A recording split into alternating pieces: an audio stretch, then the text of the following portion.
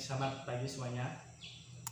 Jadi pada hari ini Bapak akan menjelaskan materi agribisnis tanaman tahunan. Adapun di materi ini ada empat keadaan yang akan dijelaskan. Yang pertama itu tentang K3LH. Yang kedua tentang komunitas taman perkebunan apa yang mau diusahakan. Yang ketiga itu persiapan lahan. Yang terakhir adalah pembibitan tanaman perkebunan. Oke, langsung aja masuk ke melaksanakan keselamatan kerja dan lingkungan hidup pada tanaman perkebunan tahunan.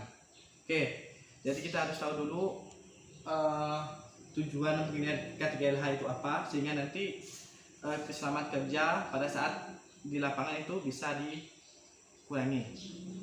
Jadi keselamatan kerja adalah keselamatan yang berhubungan erat dengan mesin, peralatan kerja, bahan, dan proses pengolahan, landasan kerja, dan lingkungan serta cara-cara melakukan pekerjaan. Jadi dalam K3LH ini, jadi yang harus diperhatikan adalah keselamatan dalam bekerja, intinya.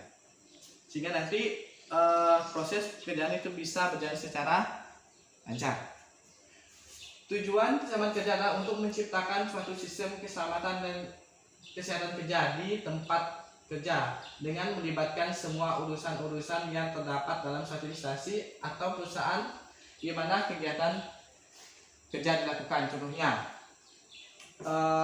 kasus di lapangan, banyak sekali terjadi kecelakaan yang ditemukan, sehingga harus dilakukan pertolongan pertama.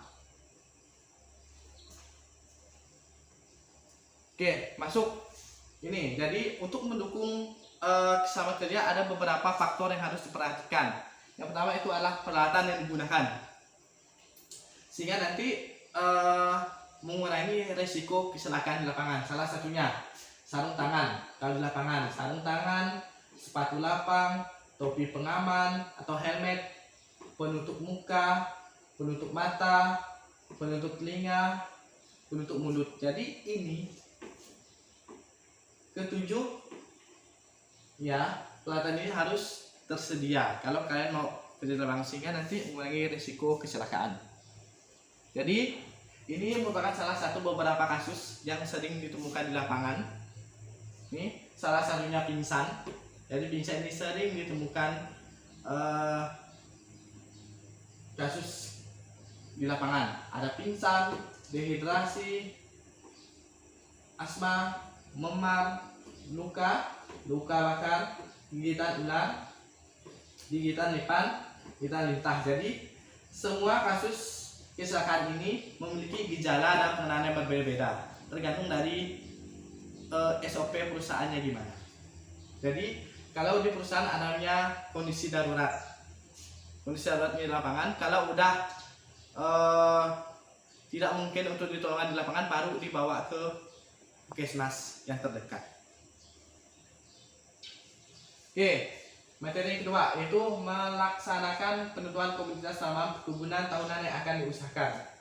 Oke, kita tahu bahwa Indonesia merupakan salah satu negara agraris di mana sektor pertanian, perkebunan, kehutanannya berlimpah. Jadi harus dikembangkan, harus dikelola. Oke, kita di materi ini kita fokus untuk perkebunan ya. Jadi potensi geografis Indonesia. Oke, berdasarkan usia tanamannya, perkebunan Indonesia dibagi menjadi dua kelompok besar. Yang pertama, tanaman tahunan. Banyak sekali tanaman tahunan, tanaman semusim yang ditanam oleh masyarakat. Salah satunya tebu, ini yang paling banyak dikelola, baik itu masyarakat maupun perusahaan. Ada tembakau, ada kapas, ada jarak, ada serai wangi, ada nilam, sama kami. Sedangkan tanaman tahunan yang paling banyak dikelola baik itu pemerintah maupun perusahaan sama masyarakat adalah yang pertama karet, yang kedua adalah kelapa sawit yang paling banyak dikelola oleh masyarakat dan sebagainya. Ini merupakan salah satu jenis tanaman tahunan yang paling banyak ditemukan di Indonesia. Salah satunya ada karet, kelapa, kopi, kelapa sawit, cengkeh, pala, kayu manis, vanili, kemiri, pinang, senyawa, dan sebagainya. Jadi untuk mendukung pertumbuhan dan perkembangan tanaman tersebut ada beberapa aspek yang harus diperhatikan. Nih yang pertama, nih aspek luas lahannya, lokasi usahanya. Lokasi usahanya mau dikembangkan di mana? Soalnya setiap tanaman ini memiliki syarat tumbuh yang berbeda dalam pertumbuhan dan perkembangannya. Lokasi usahanya di mana? Contohnya kelapa sawit, cocoknya daerah mana? Kalimantan dan Sumatera misalkan. Kondisi lokalnya gimana? Tadi Bapak udah singgung sedikit. Iklimnya gimana, suhunya gimana, curah hujan gimana, dan sebagainya. Kondisi tanahnya gimana? Misalkan kondisi tanahnya, apakah lempung rotasi dan sebagainya, Fasilitas transportasinya gimana? Apakah mendukung untuk pengembangan di daerah kita? Pasokan airnya gimana? Apakah tersedia sepanjang waktu atau gimana? Oke, masuk kelaikan ekonominya. Ini aspek yang sebenarnya kelaikan ekonomi ini. Contohnya, mau bikin perusahaan sawit di Kalimantan, kita harus lihat peluangnya gimana, tingkat persaingannya gimana. Apakah banyak perusahaan lain yang mendukung untuk dikembangkannya sawit di daerah kita? Pasarnya gimana? Nih pasarnya, mau jual kemana? Habis itu teknisnya gimana? Proyeksi laba ruginya gimana? Ini kelaikan hukumnya, ini yang paling penting. Jadi kalau suatu perusahaan ingin membuat atau membuka lahan di tempat kita harus ada izinnya, baik dari masyarakat maupun pemerintah setempat. Jadi untuk mendukung juga perekonomian masyarakat yang ada di lingkungannya. Ini sebenarnya ini melaksanakan persiapan lahan produksi tanaman perkebunan tahunan. Yang A, pengertian dan tujuan pengolahan lahan. Oke, pengolahan lahan ini banyak sekali teknik yang dilakukan oleh masyarakat, baik itu secara tradisional maupun manual. Yang sering digunakan adalah secara tradisional. Contohnya yang sering kita jumpai ada tebas, tebang, bakar, tanam. Ini yang masih tradisional yang masih dikembangkan sampai sekarang. Oke, masuk ke pengertian dan tujuan pengolahan lahan. Tanah. Pengolahan lahan adalah mengubah keadaan lahan pertanian dengan alat tertentu hingga memperoleh susunan lahan struktur yang dikehendaki oleh tanaman. Contohnya, kalau yang secara tradisional ya bisa menggunakan cangkul dan sebagainya. Sedangkan kalau yang udah agak modern itu bisa menggunakan traktor yang sering digunakan untuk membajak tanah. Tujuan dari pengolahan lahan adalah menciptakan kondisi lahan yang paling sesuai untuk pertumbuhan tanaman dengan usaha seminimum mungkin. Nih, sistem pengolahan tanah. Secara umum ada 3 sistem pengolahan tanah yang sering ditemukan di Indonesia. Itu pengolahan lahan sempurna. Itu maksudnya pengolahan lahan sempurna adalah pengolahan dari pembukaan lahan sampai pembajakan. Yang kedua, pengolahan minimum adalah kegiatan pembajakan aja, jadi lahannya udah bersih, tinggal pembajakan aja. Sebenarnya yang ketiga, tanpa olah tanah TOT. Cuma misalkan tanahnya habis itu disemprot menggunakan herbisida, ini baru ditanam tanaman diinginkan. Itu ada 3 jenis sistem pengolahan tanah. Masuk peralatan pengolahan tanah.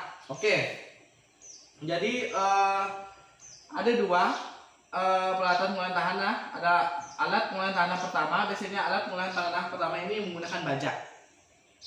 Jadi lahan yang kita inginkan dibajak, sebenarnya nanti baru ke tahap yang kedua adalah alat pengolahan tanah kedua, yaitu menggunakan garu atau cangkul leswet. Tujuannya ini adalah untuk menggemburkan tanah.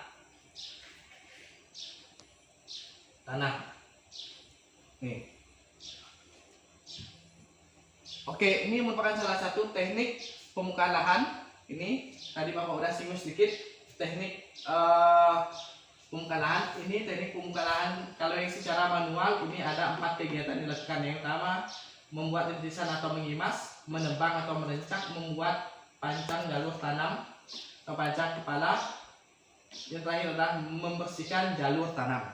Ini merupakan salah satu kegiatan pembukaan lahan secara manual. Sedangkan ini secara mekanis ada 6 alur yang dilakukan. Yang pertama membabat, penaluan atau melimas, menumbang, merumpuk, memerantas alang-alang, membuat pancang jalur tanam, terakhir adalah membersihkan jalur tanam. Ini merupakan salah satu gambar pembukaan lahan tradisional yang sering dilakukan di tempat kita. Oke, yang selanjutnya melaksanakan pembibitan tanaman perkebunan tahunan. Oke, dalam materi ini ada 3 tanaman aja yang Bapak akan jelaskan karena ini merupakan salah satu yang banyak dikembangkan di Kalimantan. Salah satu adalah nanti kita akan bahas tentang pembibitan tanaman sawit, pembibitan tanaman karet, dan pembibitan tanaman koko. Ini. Oke, masuk pembibitan kelapa sawit. Tahu kelapa sawit sekarang lagi berkembangnya di Kalimantan. Jadi banyak masyarakat daerah yang sudah menanam secara individu sawit tersebut. Jadi sebelum itu kita harus mengetahui dulu gimana cara pembibitannya, gimana cara memilih biji atau benih sawit yang baik untuk ditanam. Salah satunya harus dibeli di tempat yang ditunjukkan oleh pemerintah. Salah satunya kalau yang ada di Kalimantan Barat ini adalah di PTPN 13 di Parindo, PTPN yang sudah dikelola di pemerintah. Oke, masuk ke pembibitan kelapa sawit. Jadi pembibitan kelapa sawit dengan benih yang telah dikecamkan dapat dilaksanakan dengan cara Jadi pembibitan kelapa sawit itu ada 2 tahap. Yang pertama ada pre-nursery, yang kedua ada mid-nursery. Jadi kedua ini memiliki keuntungan dan kerugian berbeda-beda dalam melakukan pembibitannya. Nih, ini merupakan salah satu tempat pembibitan, salah satu kriteria pembibitan kelapa sawit. Yang pertama, arealnya harus datar dan rata, dekat dengan sumber air, letaknya sedekat mungkin dengan area yang akan ditanam atau yang mudah diawasi. Ini salah satunya. Pengelolaan lahan pembibitan. Lahan pembibitan harus diratakan dan dibersihkan dari segala macam gulma dan dilengkapi dengan instalasi penyiraman serta dilengkapi dengan jalan-jalan dan parit drainase. Luas kompleks pembibitan harus sesuai dengan kebutuhan. Jadi itu ini salah satu bisa dibaca sendiri. Ini adalah merupakan salah satu pembibitan pre-nursery pada tanaman kelapa sawit, di mana ukuran polybagnya udah ada, gimana cara nanamnya dan sebagainya. Bapak akan tunjukkan gambarnya gimana kalau melakukan pembibitan secara pre-nursery. Ini merupakan salah satu pembibitan secara pre-nursery. Biasanya kalau pre-nursery ini biasanya dilakukan di bedengan, ukuran polybagnya kecil, nanti ditanam 1 polybag 1 benih kecambah kelapa sawit. Nih salah satu ini merupakan salah satu pembibitan pre-nursery pada tanaman kelapa sawit. Biasanya dibuat naungan. Karena apa? Karena ingat kalau pada tanaman masih kecil kebutuhan cahayanya tidak terlalu banyak sehingga memacu hormon oksid untuk pertumbuhan dan perkembangan tanamannya. Lanjut ke persembahyan bibit atau nursery-nya. Ini my nursery-nya. Biasa nursery ini menggunakan polybag yang besar. Dari proses nursery-nya nanti dipindahkan ke polybag yang lebih besar ke my nursery-nya. Ini bisa dibaca sendiri ukuran polybag-nya, syaratnya apa aja dan sebagainya. Saya akan tunjukkan salah satu contoh. Ini merupakan salah satu contoh pembibitan my nursery-nya atau nursery-nya ini. Dimana polybag-nya udah besar, nanti dikasih jarak tanam. Minimal jarak tanamnya biasa 1 meter kali 1 meter.